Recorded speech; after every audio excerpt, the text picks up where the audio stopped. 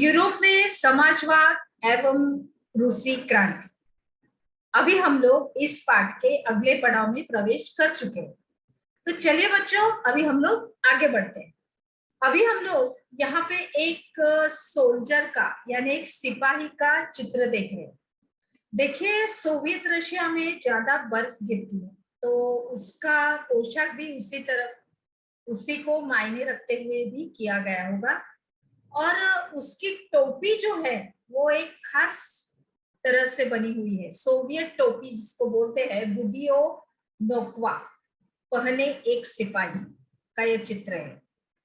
शायद उस टोली का होगा, जो स्क्वाड होगा, जो उस पूरे सिपाही लोगों के लिए यही टोपी उन्होंने नियुक्त कर दी गई है। देखते हैं आगे। बोल्शेविक निजी संपत्ति की व्यवस्था के पूरी तरह खिलाफ थे और ज्यादातर उद्योगों और बैंकों का नवंबर 1917 में ही राष्ट्रीयकरण किया जा चुका था और उनका स्वामित्व और प्रबंधन सरकार के नियंत्रण में आ चुका था। अभी जमीन को सामाजिक संपत्ति घोषित कर दिया गया और किसानों को सामंतों की जमीनों पर कब्जा करने की खुली छूट दे दी गई। शहरों में बोल्शेविकों ने मकान मालिकों के लिए पर्याप्त हिस्सा छोड़कर उनके बड़े मकानों के छोटे छोटे हिस्से कर दिए, ताकि बेघर बार या जरूरतमंद लोगों को भी रहने की जगह दी जा सके। अभी उन्होंने क्या किया था कि अभिजात्य वर्ग द्वारा पुरानी पदवियों के इस्तेमाल पर रोक लगा दी। परिवर्तन को स्पष्ट रूप से सामने लाने के लिए सेना और सरकारी अफसरों की वर्दियां बदल दी गई। अभी इसके लिए 1918 में एक परिधान प्रतियोगिता आयोजित की गई, जिसमें सोवियत टोपी यानी बुदियोनोका का चुनाव किया गया। अभी हम लोगों ने देखा यहाँ पे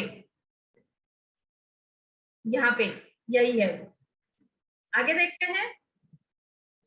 अभी ये बोल्शेविक पार्टी का नाम बदलकर रूसी कम्युनिस्ट पार्टी यानी बोल्शेविक रख दिया गया। यहाँ पे हम लोग एक चित्र भी देख रहे हैं जो हमारे पाठ्य पुस्तक में है बच्चों। मॉस्को में मई दिवस का प्रदर्शन 1918 में ये एक जो प्रदर्शन किया गया था वहां पे मॉस्को में, रशिया में मॉस्को एक जगह है, वहां पे किया गया था। उसका ये चित्र है उस वक्त का 1918 साल का। अभी बोल्शेविक पार्टी का नाम बदलकर बोल्शेविक रख दिया। तो फिर नवंबर 1917 में बोल्शेविकों ने संविधान सभा के लिए चुनाव कराए, लेकिन इन चुनावों में उन्हें बहुमत नहीं मिल पाया।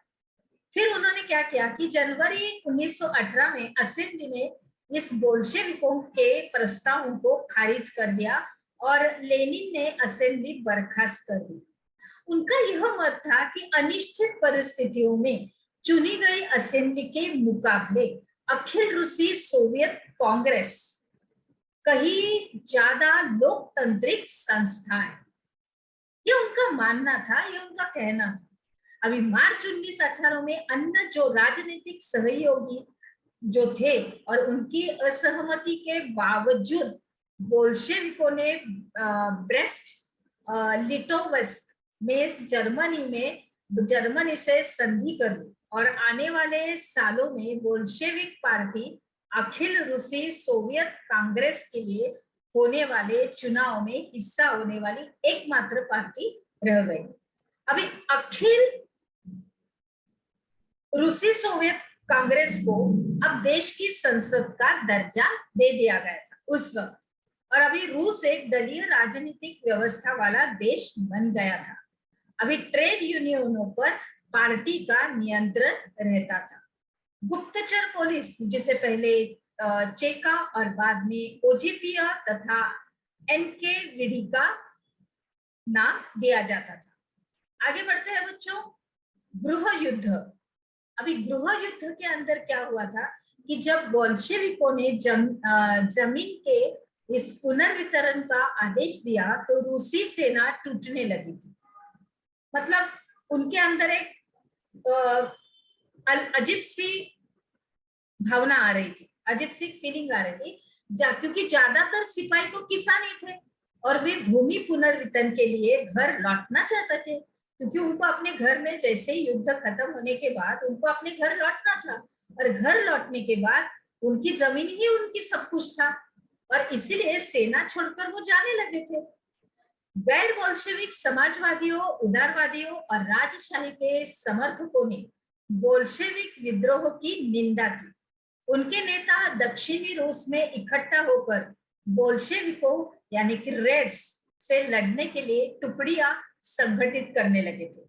अभी 1918 और 1919 में रूसी साम्राज्य के ज्यादातर हिस्सों पर सामाजिक क्रांतिकारियों जैसे कि ग्रीन्स और जार समर्थकों यानी कि व्हाइट्स का ही नियंत्रण रहा था। अभी उन्हें फ्रांसीसी, अमेरिकी, ब्रिटिश और जापानी टुकड़ियों का भी समर्थन मिल रहा था, और ये सभी जो शक्तियां रूस में समाजवाद को फलते फूलते नहीं देखना चाहती, और इन टुकड़ियों और बोल्शेविकों के बीच इस चले गृह युद्ध के दौरान लूटमार, डकैती और भूखमरी जैसी समस्याएं बड़े पैमाने पर फैल गई। ये सब कुछ तो होना ही है, क्योंकि जहां युद्ध चलता है वहां लूटमार होती है, डकैती होती है, और जाहिर है भूखमरी भी होती है, तो इन समस्या वहीं पे सब फैलने लगी थी। अभी इन हरकतों के कारण तो गैर बोल्शेविक के प्रति जन समर्थन और भी तेजी से घटने लगा था, और जनवरी 1920 तक भूतपूर्व रूसी साम्राज्य के ज्यादातर हिस्सों पर बोल्शेविकों का नियंत्रण कायम हो चुका था, और उन्हें गैर रूसी राष्ट्रवादियों और मुस्लिम जदीदियों की मदद से यह कामयाबी मिली थी। जहां रूसी उपनिवेशवादी ही बोल्शेविक विचारधारा के अनुयायी बन गए थे, वहां यह मदद काम नहीं आ सकी, और मध्य एशिया स्थित खिवा में बोल्शेविक उपनिवेशकों ने समाजवाद की रक्षा के नाम पर स्थानीय राष्ट्रवादियों का बड़े पैमाने पर कत्लेआम किया, और ऐसे हालत में बहुत सारे लोगों को यह समझ में नहीं आ रहा था कि बोल्शेविक सरकार आखिर चाहती क्या है। तो आंशिक रूप में इसी समस्या से निपटने के लिए ज्यादातर गैर रूसी राष्ट्रीयता को सोवियत संघ यानी कि यूएसएसआर दिसंबर 1922 में रूसी साम्राज्य में से बोल्शेविकों द्वारा स्थापित किया गया। अभी राज्य के अंतर्गत राजनीतिक स्वायत्तता दे दी गई, लेकिन क्योंकि बोल्शेविकों ने स्थानीय सरकारों पर कई अलोकप्रिय और सख्त नीतियां जैसे घुमंतुवाद की रोकथाम की कड़ी कोशिशें थोप दी, और इसीलिए विभिन्न राष्ट्रीयताओं का इस विश्वास जीतने का जो प्रयास था वो आंशिक रूप से ही सफल हो पाया। आगे देखते हैं बच्चों, हमने क्या सीखा। इसके अंतर्गत गृह युद्ध के बारे में लिखिए, या आपको अपनी किताब में, अपनी नोटबुक में, अपनी कॉपी में लिखना। तो चलिए अभी हम लोग आगे बढ़ते हैं, आगे क्या क्या और भी है हमारे लिए, चलिए।